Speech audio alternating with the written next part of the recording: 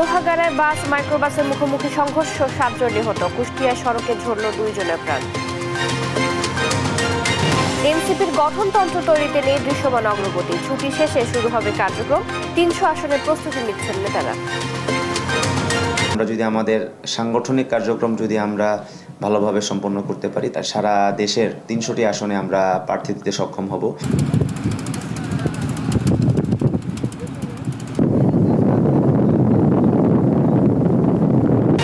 সাতক্ষীরায় খোলপেটুয়া নদীর ভাঙা বাঁধ দুদিনেও মেরামত হয়নি। লোকালয়ে ঢুকছে লোনা পানি।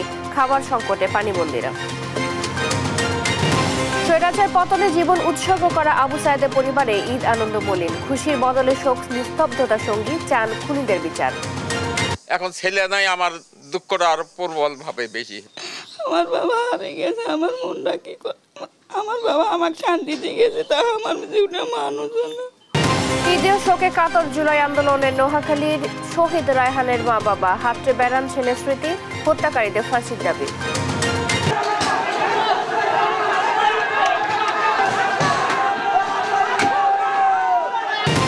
হবিগঞ্জে তুচ্ছ ঘটনা নিয়ে কয়েকটি গ্রামে রাত ভর সংঘর্ষ। পুলিশ সহ আহত অর্ধশত।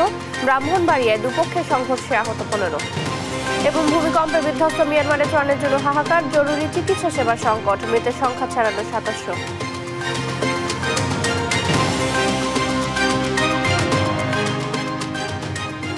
দেখছিলেন সংবাদ শিরোনাম, এবারে বিস্তারিত সংবাদ। সকালে আপনাদের সাথে আছি জ্যোতি সরোয়ার। চট্টগ্রামের লোহাগড়ায় বাস ও মাইক্রোবাসের মুখোমুখি সংঘর্ষে নিহত হয়েছে 7 জন, আহত হন আরও 4 জন। সকাল 7টার দিকে চট্টগ্রাম কক্সবাজার মহাসড়কের চুন্তি জাঙ্গালিয়া এলাকায় এই দুর্ঘটনা ঘটে। পুলিশ জানায়, কক্সবাজারগামী রিল্যাক্স পরিবহনের একটি বাসের সাথে বিপরীত দিক থেকে আসা 2টি মাইক্রোবাসের সংঘর্ষ হয়। এতে মাইক্রোবাসে থাকা 7 যাত্রী ঘটনাস্থলে মারা যান, আহত হন আরও 4 জন। নিহতরা সবাই মাইক্রোবাসের যাত্রী।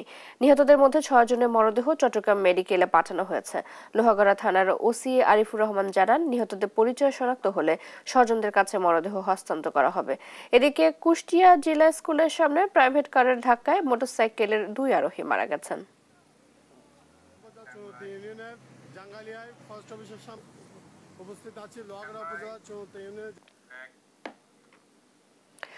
আত্মপ্রকাশের 1 মাস পার হলেও নিবন্ধনের কোনো উদ্যোগ নেই নবগঠিত রাজনৈতিক দল জাতীয় নাগরিক পার্টির। এখনো দৃশ্যমান অগ্রগতি দেখা যায়নি দলের গঠনতন্ত্র, বিধিমালা, নির্বাচনী ইশতেহার তৈরি সহ দল নিবন্ধনের পূর্ব শর্ত পূরণে। তবে দলটির নেতারা জানান, ঈদের ছুটি শেষে পুরোদমে শুরু হবে সাংগঠনিক কার্যক্রম। নির্বাচন যখনই হোক 300 আসনের জন্য প্রস্তুত এনসিপি। পূর্বগঠিত 450 থানা উপজেলার নাগরিক কমিটির অনেকেই যোগ দিবেন নাগরিক পার্টিতে। আরো জানাচ্ছেন জান্নাতুল মোহনা। 28 ফেব্রুয়ারি মহা ধুমধাম ও বর্ণিল আয়োজনে আত্মপ্রকাশ করে নতুন রাজনৈতিক দল জাতীয় নাগরিক পার্টি এনসিপি। এরপর রমজান জুড়ে বিভিন্ন রাজনৈতিক দল জুলাই গণ অভ্যুত্থানের আহত ও শহীদ পরিবারের সদস্যদের সঙ্গে ইফতার কার্যক্রম চালায় দলটি। শেষ দিকে নিজ নিজ নির্বাচনী এলাকায় ব্যাপক শোডাউন সহ জনসংযোগ করতে দেখা যায় কেন্দ্রীয় নেতাদের। এরই ভেতর 20 এপ্রিলের মধ্যে নতুন দল নিবন্ধনের জন্য আহ্বান জানান নির্বাচন কমিশন। যদিও তা রাষ্ট্র সংস্কার আন্দোলনের রিটের প্রেক্ষিতে স্থগিত করেন আদালত। এ নিয়ে কোনো আইনি পদক্ষেপ নেয়নি এনসিপি। দলের যুগ্ম সদস্য সচিব মুশফিকুর সালেহিন জানান, ঈদের পর পুরো দমে মাঠে নামবে এনসিপি। ইতোমধ্যে প্রস্তুত সদস্য ফর্ম। থানা উপজেলা পর্যায়ে নাগরিক কমিটির অনেকেই যোগ দিবেন এনসিপিতে। নাগরিক কমিটি যখন গঠন করা হয়েছিল, আমাদের 450 থানা উপজেলায় কমিটি অলরেডি ছিল। এদের মধ্যে একটা অংশ রয়েছেন যারা আসলে রাজনীতিতে যুক্ত হতে চান, সক্রিয় রাজনীতিতে। তো আমাদের আসলে সেটা প্রস্তুত রয়েছে। এটা জাস্ট একটা আপনার দাপ্তরিকভাবে এটাকে অ্যাপ্রুভ করাটাই শুধুমাত্র একটা সময়ের ব্যাপার বলে। দ্রুতই দল নিবন্ধনের সব প্রক্রিয়া সম্পূর্ণ করার আশা জানান যুগ্ম মুখ্য সমন্বয়ক তরিকুল ইসলাম। বলেন, 300 আসনে লড়াইয়ে প্রস্তুত এনসিপি। আমরা যদি আমাদের সাংগঠনিক কার্যক্রম আমরা ভালোভাবে সম্পন্ন করতে পারি তাহলে অবশ্যই সেই ক্ষেত্রে আমাদের সারা দেশের ৩০০টি আসনে আমরা প্রার্থী দিতে সক্ষম হব। খুব দ্রুত সময়ের মধ্যে আমরা নিবন্ধনের জন্য যে প্রাথমিক যে ক্রাইটেরিয়া যে জায়গাগুলো আছে সেগুলো আমরা সম্পন্ন করতে পারব। ১ মাস পেরিয়ে গেলেও এখনো দলের গঠনতন্ত্র, বিধিমালা, নির্বাচনী ইশতেহার প্রকাশ করেনি এনসিপি। যদিও নির্বাচন নিয়ে প্রধান উপদেষ্টার ঘোষিত সময় দল গোছানোর জন্য যথেষ্ট বলে মনে করছেন দলটির নেতাকর্মীরা। জান্নাতুল মোহনা, দেশ টিভি, ঢাকা। চারপাশে ঈদের আনন্দ, পরিবার স্বজনদের পদচারণায় মুখর প্রতিটি বাড়ি, পাড়া, গ্রাম। কিন্তু জুলাই আন্দোলনের প্রথম শহীদ আবু সাইদের পরিবারে ঈদের আনন্দ মলিন। 7 মাস আগে প্রিয় সন্তান হারানো পরিবারটি উৎসবের আমেজ থেকে বঞ্চিত। মা বাবা চান জুলাই হত্যার দ্রুত বিচার। সহকর্মী রফিকুল ইসলামের পাঠানো তথ্য ছবিতে জানাচ্ছেন অঙ্কন চৌধুরী। আগের ঈদে মা তার বিশ্ববিদ্যালয় পড়ুয়া ছেলের প্রিয় খাবার রান্না করতেন। এবারও ঈদ এসেছে, কিন্তু আবু সাইদ নেই। মা শুধু স্মৃতি আঁকড়ে ধরে কখনো ডুকরে, কখনো বা নীরবে কাঁদছেন। আমার ছেলে এমন করে হারিয়ে গেল, আমাকে একটা কথা করলি না, ভাইয়ের গেলে মনে করলি না, বোনের গেলে মনে করলি না, কারো মনে করলি না, আল্লাহ এমন করে। গত ঈদে ছেলের দেয়া নতুন পোশাক পরে বাবা ঈদগাহে গিয়েছিলেন, আর এবার যেতে হলো ছেলের কবর পেরিয়ে। উঠোনে ছেলের কবর, তাই আনন্দের বদলে বাবার হৃদয়ে শুধুই শূন্যতা। চারপাশে খুশির উৎসব, কিন্তু শহীদ আবু সাইদের বাড়িতে নিস্তব্ধতা। যেখানে আগে প্রাণচাঞ্চল্য ছিল, সেখানে আজ নীরবতা। ভাই বোন প্রিয়জন হারিয়ে আজ অসহায়। আগে টিউশনির টাকা দিয়ে ভাইয়া যেটা আনতো, মানে ওইটাতেই অনেক খুশি ছিলাম আমরা। এখন এত টাকা পয়সা অনুদান পায়া, মানে যেটা আমরা কিনতে পারবো, ওইটা দিয়ে কোনো আনন্দ নাই আমাদের। জুলাই বিপ্লবে আত্মদানকারী আবু সাইদ ছিলেন বেগম রোকেয়া বিশ্ববিদ্যালয়ের ইংরেজি বিভাগের শিক্ষার্থী। তার আত্মদান প্রতীত সরকারের দাম্ভিকতা ভেঙে দিয়েছে। নিউজ ডেস্ক, দেশ টিভি। 5 আগস্ট রাজধানীর বাড্ডায় বিজয় মিছিলে যোগ দিলে পুলিশের গুলিতে নিহত হন মোহাম্মদ রায়হান। তিনি নোয়াখালীর মোজাম্মেল হোসেন ও আমেনা দম্পতির একমাত্র ছেলে। গুলশান কমার্স কলেজ থেকে এইচএসসি পরীক্ষা দিলেও ফল প্রকাশের আগেই জীবন হারান পুলিশের গুলিতে। এই ঈদে মা বাবার কাছে নেই রায়হান, নেই তার হাসি মুখ, নেই ঈদের নতুন জামা কেনার আনন্দ। শুধু রয়ে গেছে এক শূন্যতা, এক অপূর্ণতা আর চোখের জলে ভিজে যাওয়া স্মৃতির পাতাগুলো। সহকর্মী মাওলা সুজনের পাঠানো তথ্য ছবিতে আরো জানাচ্ছেন অঙ্কন চৌধুরী। প্রথম ঈদ, রাহান ছাড়া ঈদ করতে হবে, আমার রাহান তো কবরে শুয়ে আছে।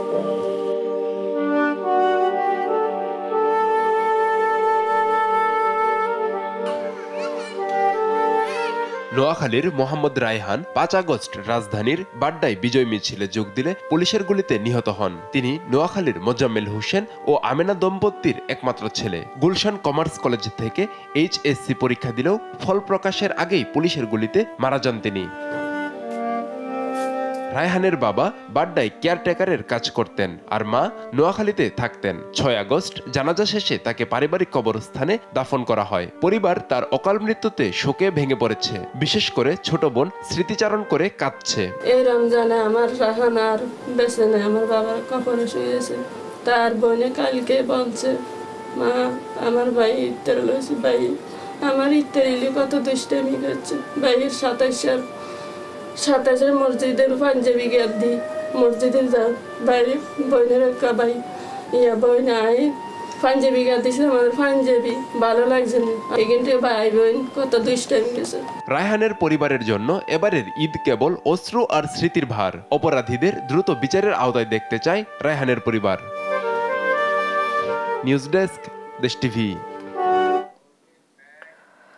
ঈদের তৃতীয় দিনেও ঢাকা ছাড়ছেন অনেকে। রেল স্টেশন ও বাস টার্মিনালে রয়েছে যাত্রীদের ভিড়। পরিবারের সাথে ঈদ আনন্দ ভাগাভাগি করে নিতে ঢাকা ছাড়ছেন তারা। ঈদে যারা ছুটি পাননি এবং যারা প্রয়োজনীয় কাজ শেষ করতে পারেননি, কিংবা যারা পরিবার নিয়ে ঢাকার বাইরে ভ্রমণে বের হয়েছেন, সবাই ভিড় করছেন রেল ও বাস কাউন্টারগুলোতে। পরিবারের সাথে ঈদ করতে ঈদের আগেই ঢাকা ছেড়েছেন অধিকাংশ মানুষ। অনেকের আবার ইচ্ছে থাকলেও টিকিট না পাওয়ায় যেতে পারেনি নির্দিষ্ট গন্তব্যে। কমলাপুর রেল স্টেশন সহ সায়দাবাদ ও গাবতলী বাস টার্মিনালেও রয়েছে ঘরমুখো মানুষের ভিড়।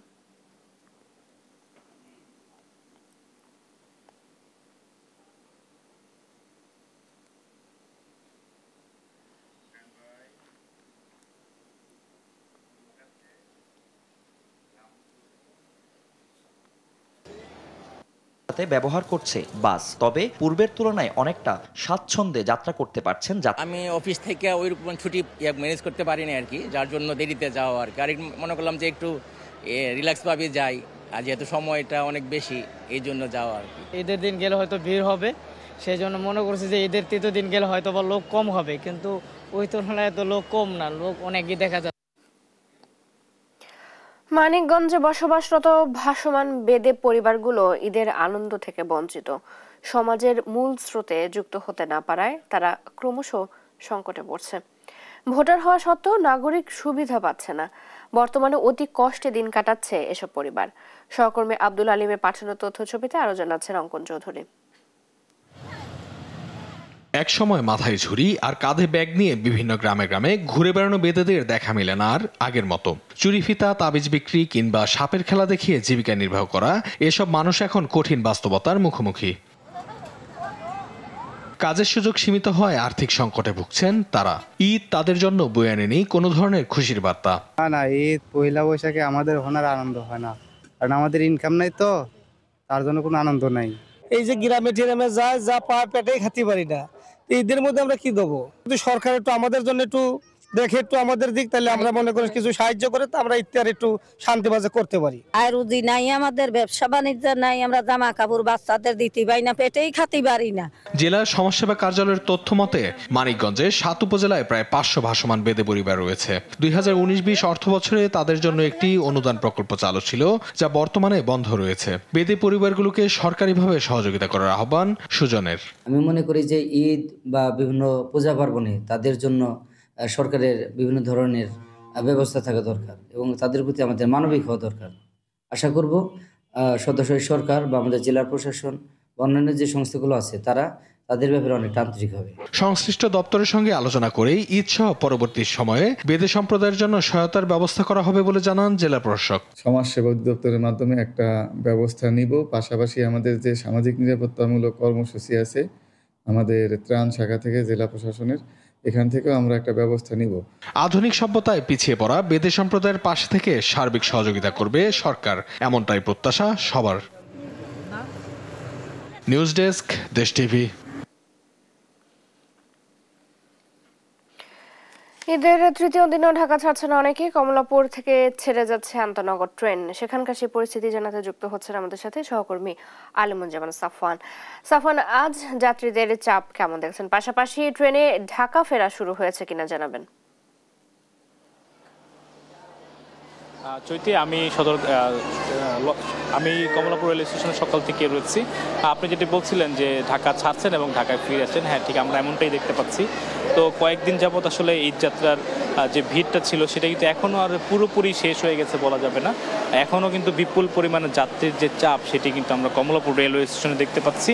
তবে কোনো ধরনের শিডিউল বিপর্যয় এখন পর্যন্ত নেই। ট্রেনগুলো সময় মতোই প্ল্যাটফর্মে আসছে এবং এখান থেকে যথারীতি যাত্রী নিয়ে আবারও কিন্তু তাদের গন্তব্যে ফিরে যাচ্ছে। তো যাত্রীদেরও চাপ সকাল থেকে আমরা দেখতে পাচ্ছি। তারা বলছেন যারা ঈদে অনেক কারণে ছুটি পাননি তারা এখন ছুটি পাওয়ার কারণে বাড়ি যাচ্ছেন এবং কোনো ধরনের ভোগান্তি ছাড়াই যাচ্ছেন, এমনটাই কিন্তু আমরা জানতে পেরেছি। তো আমরা কয়েকজনের সাথে একটু কথা বলতে চাই। তো ঈদের নর্মালি মানুষ আগেই বাড়ি ফেরে, তো আজকে তো তৃতীয় দিন ঈদের পরে, আজকে কেন ফিরছেন? অনেকজন আপনার যে যেমন আমার মাদ্রাসা আছে, আমি এখন বাচ্চাদেরকে ছুটি দিয়ে এখন আসলাম।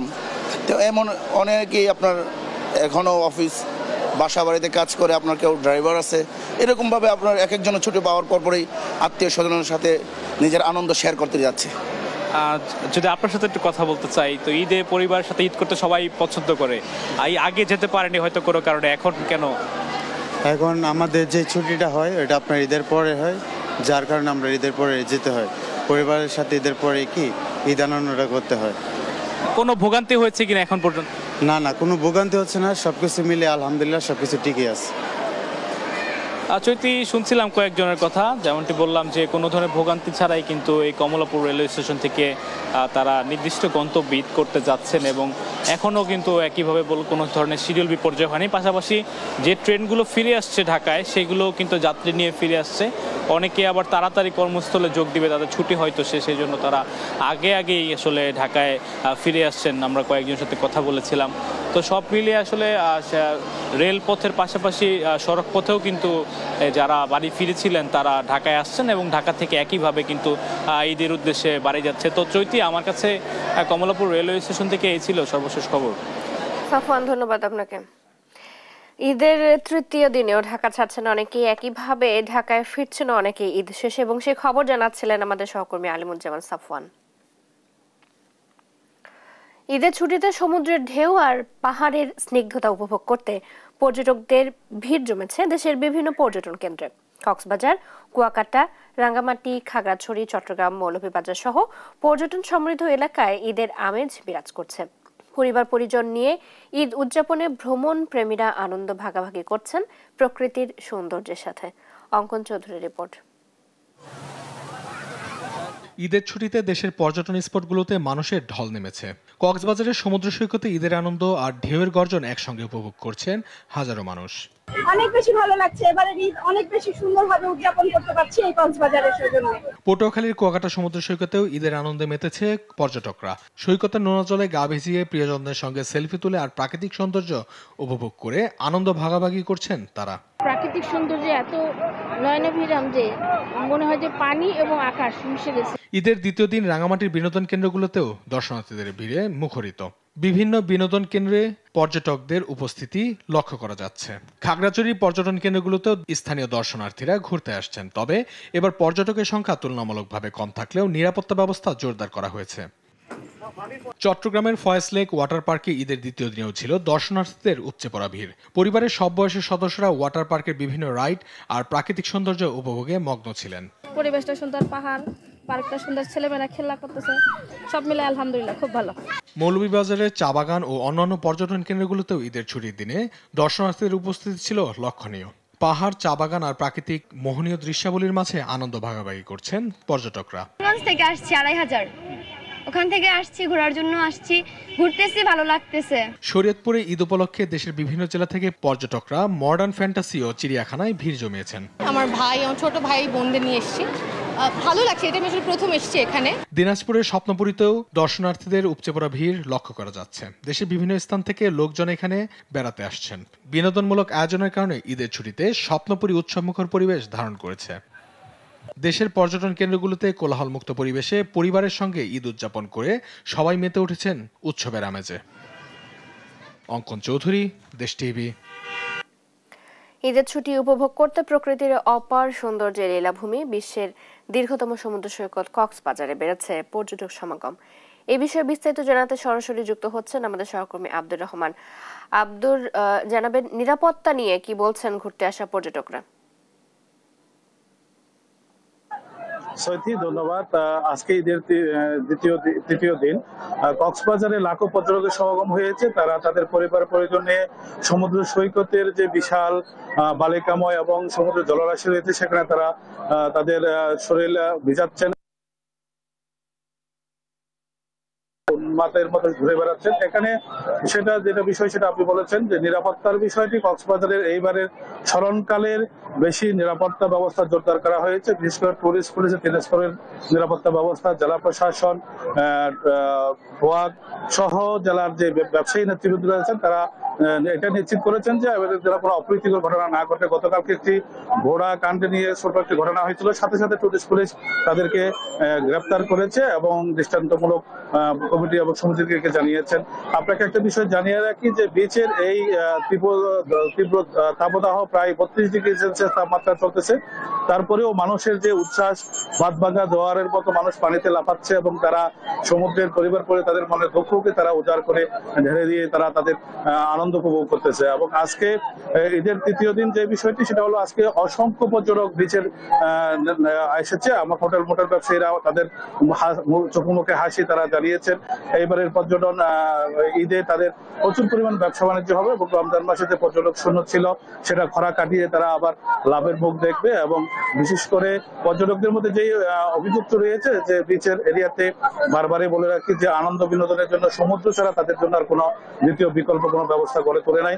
এটা যেন দ্রুত সময়ে এই তত্ত্বাবধায়ক সরকারের আমলে যদি কক্সবাজারের উন্নয়নটা বিনোদন কেন্দ্রটা গড়ে তোলে তাহলে দ্রুত তাদের বিনোদনটা পরিপূর্ণ হবে। আর একটা বিষয় হইতে চট্টগ্রাম কক্সবাজার মহাসড়কে পর্যটকরা জানিয়েছেন যে 4 লেনের রাস্তা না হওয়ার কারণে এখানে প্রচুর পরিমাণে পর্যটকরা তাদের গাড়ি ঘোড়া এবং রোড অ্যাক্সিডেন্টে প্রতিদিন আজকেও প্রায় 9 জন লোক নিহত হয়েছেন। সৈতি এই ছিল আমার কাছে সর্বশেষ কক্সবাজার থেকে। ভোজন রসিকদের কাছে পুরান ঢাকার নাজিরা বাজারের কাজী আলাউদ্দিন রোড এক পরিচিত নাম। দিন কিংবা রাত নামকরা সব বিরিয়ানি, কাবাব আর লাচ্ছির স্বাদ নিতে ভোজন রসিকদের ভিড় লেগেই থাকে। এবারের ঈদের ছুটিতে যেন আরো বেশি জমজমাট ঐতিহ্যবাহী এলাকাটি। বাহারি খাবারের স্বাদ নিতে পরিবার পরিজন নিয়ে অনেকেই ছুটে আসছেন। সাদ আহমেদের রিপোর্ট। ঘড়ির কাঁটায় মধ্যরাত পেরিয়ে গেছে অনেক আগেই। সারাদিনের ক্লান্তি শেষে এ সময় পুরো শহর যখন বিশ্রামের প্রস্তুতি নেয় তখনই জেগে ওঠে পুরান ঢাকার নাজিরা বাজার। বিরিয়ানি গ্রান আর ধোঁয়া ওঠা কাবাবে তৃপ্তি খুঁজে পান দূর দূরান্ত থেকে ছুটে আসা ভোজন রসিকরা। দিনে অনেকটাই ঝিমিয়ে থাকা সড়কটি সরগরম হয়ে ওঠে রাতে। যতই রাত বাড়ে ততই যেন জমে ওঠে এখানকার খাবারের দোকান ও এর চারপাশ। তাই তো বাহারি খাবারের স্বাদ নিতে নগরীর বিভিন্ন প্রান্ত থেকে পরিবার পরিজন নিয়ে ছুটে আসেন অনেকেই। রাত বাড়ার সঙ্গে সঙ্গে পাল্লা দিয়ে বাড়ে ক্রেতা সমাগম। বিরিয়ানি, কাবাব, লাচ্ছি কি নেই এখানে। তাই তো ভোজন রসিকদের প্রথম পছন্দ পুরান ঢাকার নাজিরা বাজার। আমি এখানে কাবাবের জন্য এসেছিলাম, দেন একটা ড্রিঙ্ক নিলাম, দেন এখানে পান ট্রাই করি। এখানে মেইনলি হালিম খাওয়ার জন্য আসছিলাম, বাট অফ ছিল। আসলে এটা আমার লাইফের ফার্স্ট টাইম হচ্ছে নাজিরা বাজারে এভাবে আসা। অ্যাকচুয়ালি আমি আসছি কুমিল্লা থেকে। পুরান ঢাকার গল্প প্রতিদিনই শুনি। এখন যে রাত্র 2টা বা 2:30 বাজতেছে, মনেই হচ্ছে না যে 2টা 2:30, মনে হচ্ছে যে 8টা 9টা বাজে এরকম। কারো মতে স্বৈরাচার সরকারের পতনের পর এবারই প্রথম প্রাণ খুলে ঈদ উদযাপন করছে দেশের মানুষ। তারা বলছেন এবারের ঈদ অন্যান্য বারের চেয়ে আলাদা। এবারের ঈদে যোগ হয়েছে বাড়তি আমেজ। স্বৈরাচারকে দেশ থেকে বিতাড়িত করে যে শান্তিটা আমরা পাচ্ছি তারই বহিঃপ্রকাশ আজকে পুরান ঢাকা। অন্যদিকে বিক্রেতারা বলছেন ঈদ ঘিরে ভালোই হচ্ছে বেচাকেনা। আচ্ছা, অনেক চাপ, অনেক ভিড় আছে, আলহামদুলিল্লাহ অনেক ভালো হয়। পুরান ঢাকার আরেক অন্যতম ঐতিহ্য বিউটি লাচ্ছি। তৃষ্ণাক্ত পথিক কিংবা ভোজন রসিক সবারই পছন্দের তালিকায় শীর্ষে এ লাচ্ছি। 1922 সালে প্রতিষ্ঠিত এ লাচ্ছি এখন চতুর্থ প্রজন্মের হাতে এসে পৌঁছেছে। দিন কিংবা রাত সবসময় ভিড় লেগে থাকে এখানে। 4th জেনারেশন চলতেছে, আমরা এখন নাতি। হ্যাঁ, দাদার বাবা করেছে আর কি এই ব্যবসা। আব্দুল আজিজ মিয়া ব্যবসাটা স্টার্ট করেছিল। জনসন রোডে ফুটপাত থেকে স্টার্টিং আমাদের। নাজিরা বাজার ঘিরে শুধু পুরান ঢাকাই নয়, পুরো শহরবাসীর রয়েছে আলাদা আবেগ। তাই তো ঈদ কিংবা উৎসবে ভোজন রসিকেরা পরিবার পরিজন নিয়ে ভিড় করেন এখানে। সাদ আহমেদ, দেশ টিভি, ঢাকা। হবিগঞ্জের বাহুবল উপজেলার তুচ্ছ ঘটনাকে কেন্দ্র করে কয়েক গ্রামের সংঘর্ষে আহত হয়েছে পুলিশ সহ কমপক্ষে 50 জন। এ সময় দোকানপাট ভাঙচুর করা হয়। গতরাতে উপজেলার বানিয়াগাঁও সহ আশেপাশের কয়েকটি গ্রামে এই সংঘর্ষ বাধে। এদিকে ব্রাহ্মণবাড়িয়ার নাসিরনগরে ফুটবল খেলা নিয়ে বিরোধে দুপক্ষের সংঘর্ষে আহত হয়েছে 15 জন। অঙ্কন চৌধুরীর রিপোর্ট। হবিগঞ্জের বাহুবল উপজেলার মিরপুর বাজারে বানিয়াগাঁও ও চাইরগাঁও গ্রামবাসীর মধ্যে মঙ্গলবার বিকালে 5:15টার দিকে সংঘর্ষ শুরু হয়। শত শত গ্রামবাসী দেশীয় অস্ত্র নিয়ে সংঘর্ষে জড়িয়ে পড়ে। এক পর্যায়ে এ সংঘর্ষে যোগ দেয় আশেপাশের আরো বেশ কয়েকটি গ্রামের মানুষ। মিরপুর বাজার পরিণত হয় রণক্ষেত্রে। রাতে মাইকে ঘোষণা দিয়ে টর্চ লাইট জ্বালিয়ে সংঘর্ষে জড়ায় গ্রামবাসী। এ সময় বিভিন্ন ব্যবসা প্রতিষ্ঠানে ভাঙচুর করা হয়। তবে কি নিয়ে ঘটনার সূত্রপাত তা কেউই নিশ্চিত নয়। কেউ বলছেন নারীকে উত্ত্যক্ত করা, আবার কেউ বলছেন মোটরসাইকেলের ব্যাটারি কেনাকে কেন্দ্র করে এই সংঘর্ষ। আসলে দীর্ঘক্ষণ যাবত মার করছে, কি জন্য মার করছে তা আমরা জানি না। আমাদের এসপি মহোদয়, ওসি মহোদয় যথেষ্ট সহযোগিতা করছে। সেনাবাহিনীর লোকজন আসার পরে আমরা দুই পক্ষকে আমরা বিতাড়িত করতে সম্ভব হয়েছে। সেনাবাহিনী ও পুলিশ যৌথ অভিযানে প্রায় 3 ঘন্টা পর রাত 8:30 থেকে সংঘর্ষ নিয়ন্ত্রণে আসে।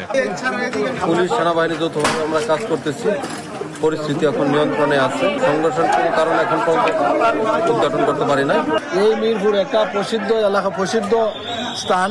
এই এলাকার মাঝে সবসময় দাঙ্গা হাঙ্গামা লেগে থাকে। প্রায় 3 ঘন্টা ব্যাপী ভয়াবহ রক্তক্ষয়ী সংঘর্ষ। ঘটনার কারণ এখন আমরা নির্ধারণ করতে পারি নাই। সেনাবাহিনী এবং পুলিশের যৌথ মহড়ায় এই এলাকার স্থানীয় মুরব্বীদের সহযোগিতায় আপাতত নিয়ন্ত্রণে আছে। অন্যদিকে ব্রাহ্মণবাড়িয়ার নাসিরনগরে ফুটবল খেলায় বাধা দেওয়াকে কেন্দ্র করে দুপক্ষের সংঘর্ষ হয়, এতে আহত হয় অন্তত 15 জন। মঙ্গলবার বিকেলে চাপড়তলা গ্রামের মালেক ও ইউসুফ গোষ্ঠীর মধ্যে দেশীয় অস্ত্র দিয়ে ঘণ্টাব্যাপী এই সংঘর্ষ হয়। পরে এক পর্যায়ে পুলিশ এসে পরিস্থিতি নিয়ন্ত্রণে আনে। অঙ্কন চৌধুরী, দেশ টিভি। সড়ক দুর্ঘটনায় 7 জন নিহতের ঘটনার বিষয়ে আরো জানাতে আমাদের সাথে যুক্ত হচ্ছেন সহকর্মী আজিজা হক পায়েল। পায়েল, নিহতদের পরিচয় শনাক্ত করা গেছে কিনা এবং দুর্ঘটনার কারণ কি, কোনো কিছু জানতে পেরেছেন কিনা জানাবেন।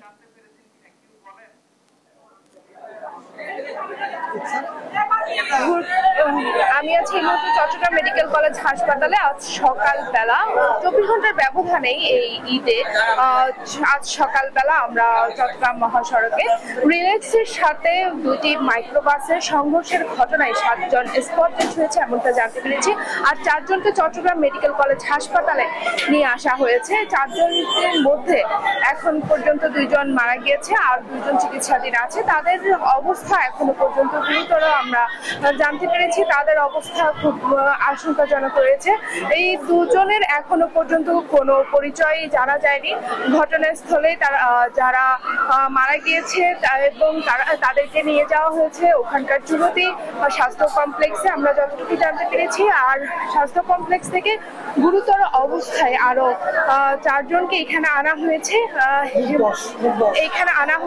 সেই আরো স্বাস্থ্য কমপ্লেক্সে আরো 1 জন মারা গেছে। এখন চট্টগ্রামে 4 জন আনা হয়েছে, তার মধ্যে 2 জন মারা গেছে। এখন আমরা সর্বশেষ যে খবর জানতে পেরেছি মোট 10 জন মারা গিয়েছে বলে আমরা জানতে পেরেছি। টোটাল এই 10 জন নিহত হয়েছে।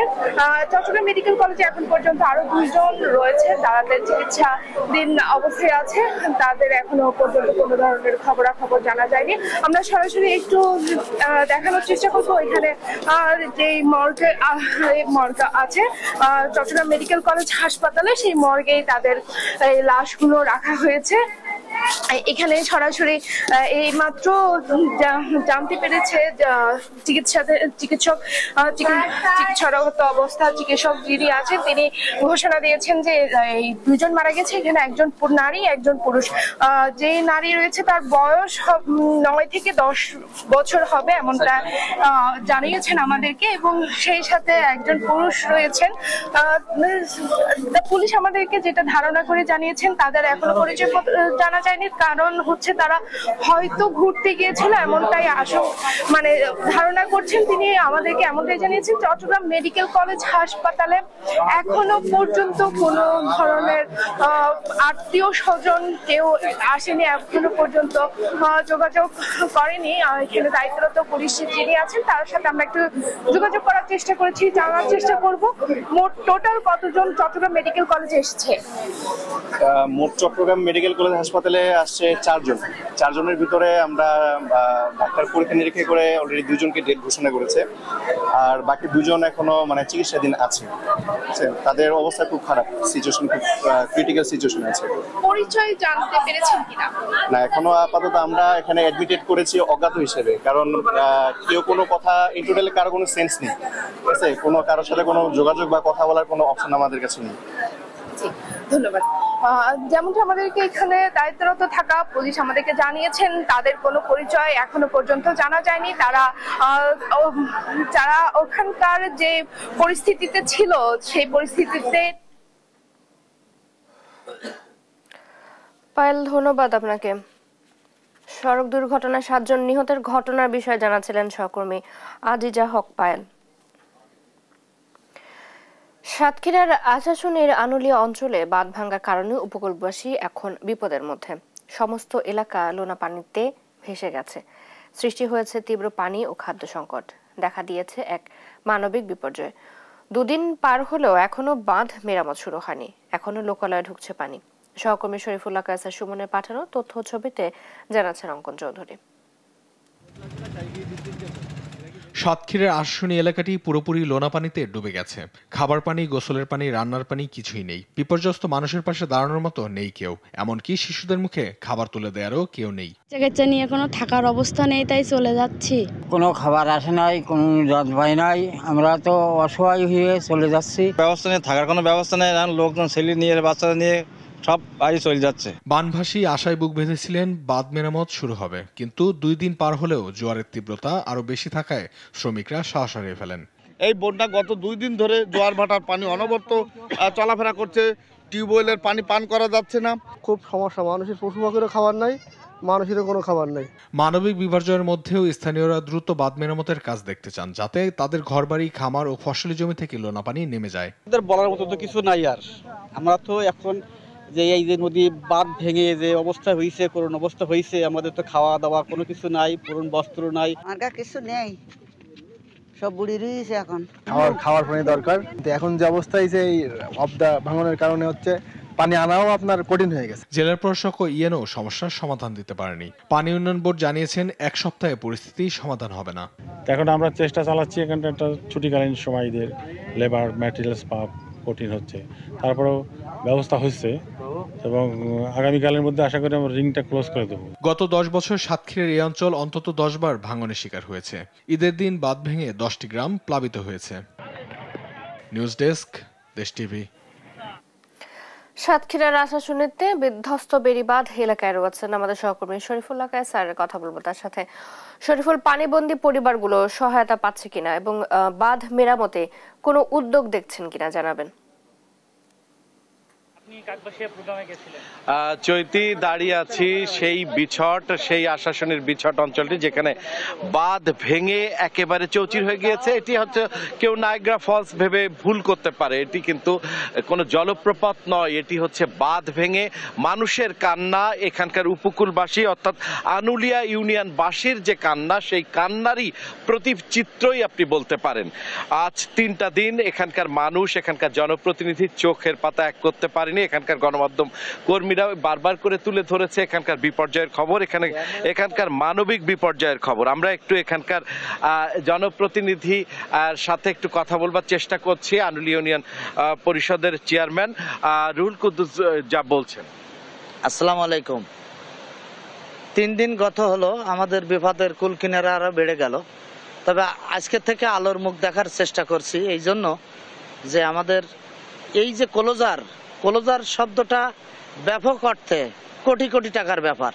এটা ক্লোজ করতে গেলে অনেক ইকুইপমেন্ট লাগবে, সেটা আমাদের আশ্বস্ত করেছে পানি উন্নয়ন কর্তৃপক্ষ, ডিসি মহোদয়, ইউনো মহোদয়, সর্বোপরি আমাদের সেনাবাহিনীর সদস্যরা এখানে আছেন। এই 3 দিন তারা ছুটে চলেছেন অবিরাম। আর আমি চেয়ারম্যান হিসাবে হাজার হাজার মানুষ নিয়ে তো বেড়িবাঁধে পড়েই রয়েছি। ইনশাল্লাহ পিছনে দেখছেন যে আমাদের এই দুর্যোগের হাত থেকে বাঁচতে হলে মানুষের আর এই যে মানে ম্যানুয়াল কোনো কাজ নাই, এটা একবার সম্পূর্ণ মানে চায়না প্রযুক্তিতে কাজ শুরু হয়ে গেছে। বলগেট এবং জিও টিউব, একটা টিউব 4 মিটার চওড়া, 15 থেকে 20 মিটার করে লম্বা, এই দ্রুত গতিতে এগিয়ে চলেছে। 2টো বলগেট দিয়ে কাজ চলছে। সন্ধ্যার ভিতরে আরো 2টো বলগেট আসলে আমরা 2 পাশ থেকে অ্যাটাক করবো ইনশাল্লাহ। অ্যাটাক করতে পারলে আগামী 3 থেকে 4 দিনের ভিতরে আমরা পানির স্রোতটা বন্ধ করে ফেলতে পারবো। এরপরে শুনছিলাম যে পানির স্রোত বন্ধ করতে পারবে। এখানে আমি একটু দেখাচ্ছি যে এই কিন্তু বাঁধ, সেই বাঁধ, এই বাঁধে কিন্তু টিকিয়ে রাখা খুব কষ্টকর।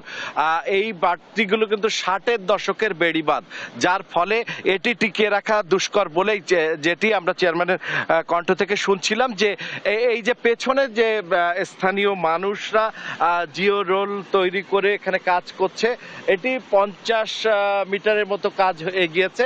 এটি 1000 মিটারের মতো করে এটি একেবারে ইউ লুপে অর্থাৎ রিং বাঁধ করে, এটি কিন্তু রিং বাঁধ করে জিও রোল দিয়ে রিং বাঁধ করে এই বিকল্প বাঁধ তৈরি করে এখানকার পানিটি ঠেকানো হবে। তারপরে এর পরবর্তীতে যদি টেকসই বাঁধ হয় তাহলে আসলে উপকূলবাসীকে এই স্থানীয় মানুষকে রক্ষার যে কাজটি, সেই কাজটি আসলে সত্যিকার অর্থেই সেই কাজটি হবে। এই ছিল উপকূলের, বিশেষ করে এই যে বিছটের যে ভাঙনের সর্বশেষ যে চিত্র, তার সর্বশেষ। চৈতি, শরীফুল্লাহ কায়সার, ধন্যবাদ আপনাকে। আমাদের সাথে সাতক্ষীরার আশাশুনিতে বিধ্বস্ত বেড়ি বাঁধের বিষয়ে জানাচ্ছিলেন সহকর্মী শরীফুল্লাহ কায়সার। বর্ষার আগে ভাঙ্গন আতঙ্কে কুড়িগ্রামের নদী পাড়ের মানুষ। এই বিষয়ে বিস্তারিত জানাতে যুক্ত হচ্ছেন সহকর্মী জুয়েল রানা। জুয়েল, ভাঙ্গন রোধে প্রশাসনের কোনো উদ্যোগ দেখতে পাচ্ছেন কিনা জানাবেন।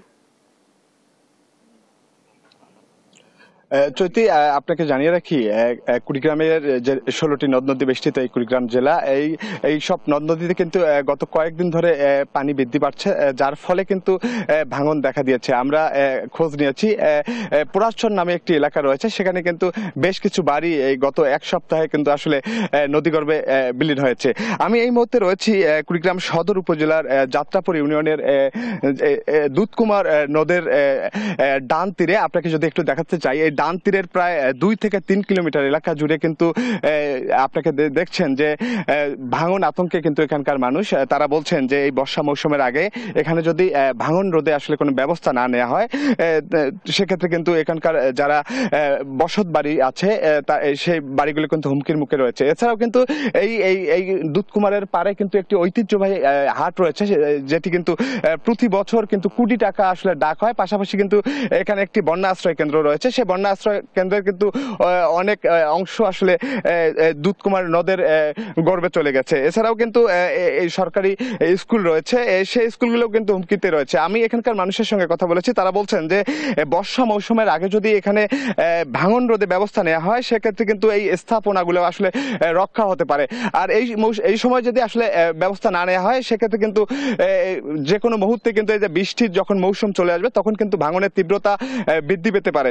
আমরা এই মুহূর্তে একজন এখানে স্থানীয় লোক আছেন, আমরা একটু জানতে চাই আসলে গত বছর কেমন ভেঙেছে এই এলাকাটা, একটু বলবেন।